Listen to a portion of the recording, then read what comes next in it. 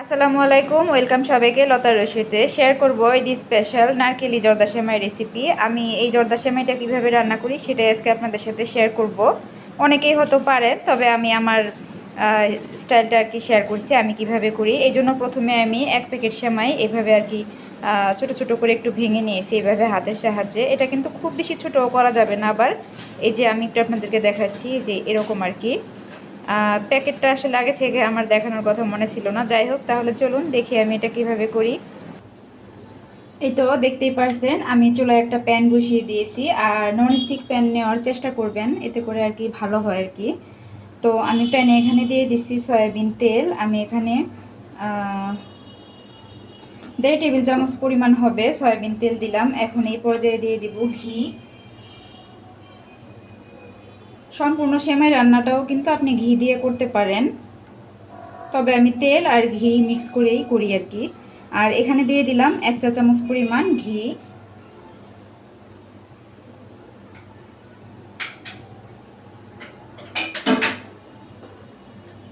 তো ঘিটা মেল্ট হওয়ার আগ মুহূর্তে আমি এখানে কিছু গরম মশলা দিয়ে দিব। এই যে দেখুন, এখানে তেজপাতা, দারচিনি আর রয়েছে ছোট এলাচ। আমি এখানে এলাচ নিয়েছি 6টা, দারচিনি নিয়েছি মানে 2.5 টুকরো আর কি, 1 ইঞ্চি করে 2.5 টুকরো হবে, আর তেজপাতা 3টা। আমি তেল আর ঘিয়ের মধ্যে এটা দিয়ে দিলাম।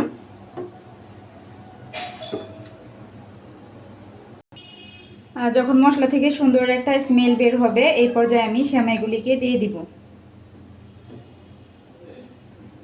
একটা জিনিস খেয়াল রাখতে হবে, মশলাটা যেন একদম পুড়ে না যায়, মানে গরম মশলাটা। এই তো আমি সেমাইগুলিকে দিয়ে দিচ্ছি। এখন সবগুলি সেমাই দিয়ে দিয়েছি। এই পর্যায়ে আমি দিয়ে দিচ্ছি 1 চিমটি পরিমাণ লবণ। এখন এটাকে খুব ভালোভাবে নেড়ে চেড়ে ভেজে নিব আর কি। অল্প আছে সেমাইটাকে ভেজে নিতে হবে, একদম কিন্তু পোড়া পোড়া করা যাবে না, খুব বেশি কালার করেও এটাকে ভাজা যাবে না, তাহলে কিন্তু এটা একদম তিতা হয়ে যাবে। ঠিক আছে, আমি এটাকে অল্প আছে ভেজে নিচ্ছি। তো এই তো আমি সেমাইটাকে ভালোভাবে নেড়ে চেড়ে ভেজে নিচ্ছি।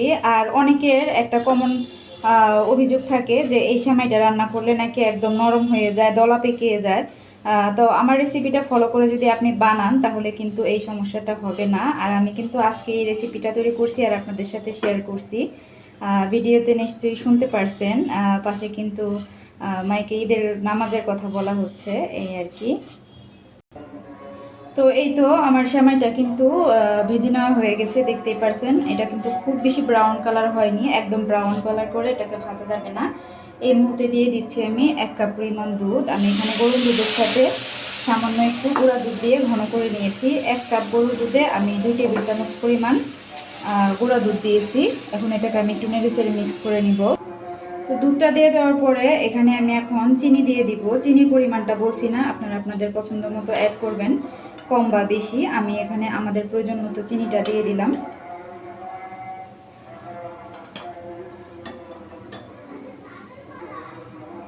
চিনিটা দিয়ে দেওয়ার পরে এই যে আমি এটাকে ভালোভাবে মিক্স করে নিচ্ছি। আর এই পর্যায়ে কিন্তু চুলার আঁচটা একদম হাই হিটে থাকবে, লো ফ্লেমে করে রাখা যাবে না। আর এখন আমি দিয়ে দিচ্ছি নারকেল। এখানে আমি ফ্রোজেন নারকেল দিচ্ছি, 1 কাপের থেকে একটু বেশি দিচ্ছি আর কি। যেহেতু নারকেলই জর্দা সেমাই, সেহেতু নারকেল তো অবশ্যই দিতে হবে, তাই না? নারকেল তো স্কিপ করা যাবে না। তো আমি এটাকে ভালোভাবে নেড়ে চেড়ে এখন মিক্স করে নেব। আমি এটাকে ভালোভাবে নেড়ে চেড়ে মিক্স করে আবার ফিরে আসছি। তো এই পর্যায়ে আমি কিছু কিশমিশ দিয়ে দিচ্ছি, চাইলে কিন্তু বাদামও দেওয়া যেতে পারে।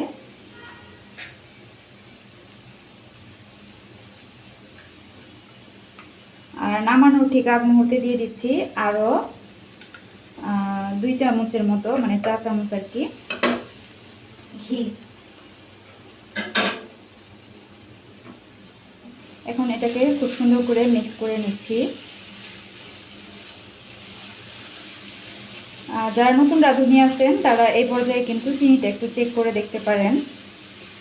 আর যারা নতুন রাঁধুনি তাদেরকে আরেকটা সাজেস্ট করতে পারি, মানে সাজেশন দিতে পারি, আপনারা দুধের সাথে চিনিটাকে ভালো করে মিক্স করে তারপর দুধটা দিবেন, এতে করে কিন্তু একদম পারফেক্ট হবে। অনেক সময় দেখা যায় অনেকে চিনিটা গলে পানি বের হলে ভয় পেয়ে যায়, ঠিক আছে? এটা আসলে ভয় পাওয়ার কিছুই নাই। এই যে আমাদের জর্দা সেমাই কিন্তু অলমোস্ট ডান।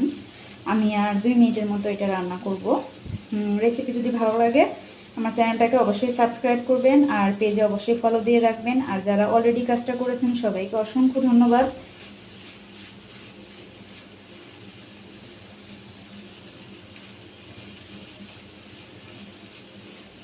যারা এই রেসিপিটা কখনো ট্রাই করেননি তাদেরকে বলবো একবার ট্রাই করবেন। আমার বাচ্চারা তো ভীষণ পছন্দ করে এই জর্দা সেমাইটা।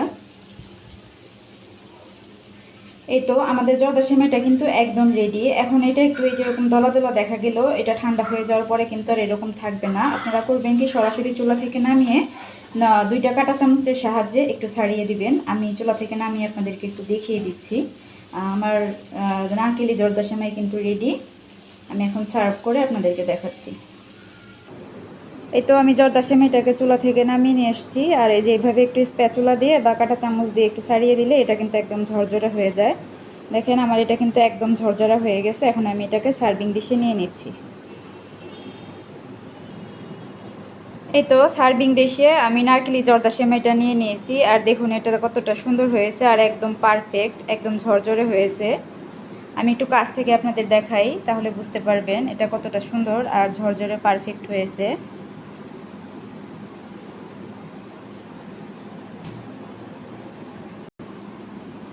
তাহলে আর কি দেরি না করে সবাই ঘরে তৈরি করুন আর সবার সাথে ঈদে এনজয় করুন।